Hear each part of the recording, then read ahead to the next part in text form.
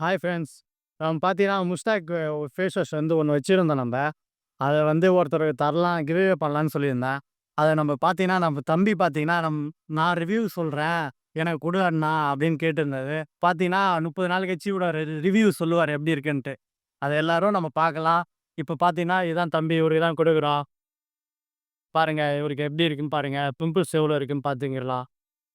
நார்மலா தான் இருக்காரு. லைட்டா பிளாக்கா இருக்காரு. நான் ஒயிட்டா இருந்ததுனால இத போட்டு நான் பிளாக் ஆனேன். இவன் பிளாக்கா இருக்கான். இத போட்டு எப்படி ஆவான்னு தெரியாது. 1 மாசம் கழிச்சு நம்ம ரிவ்யூ பார்க்கலாம் நம்ம வீடியோல. நீ எதனா சொல்ல விரும்புறியா?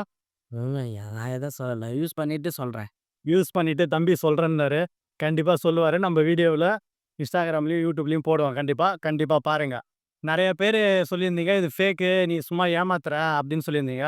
இல்ல நான் யூஸ் பண்ணி விட்டு கிட்டத்தட்ட 4 மந்த் ஆச்சு. ஆனா அந்த அந்த பிம்பிள்ஸ் எல்லாம் அந்த டார்க் வந்து ரிமூவே ஆவல இன்னமும் எனக்கு.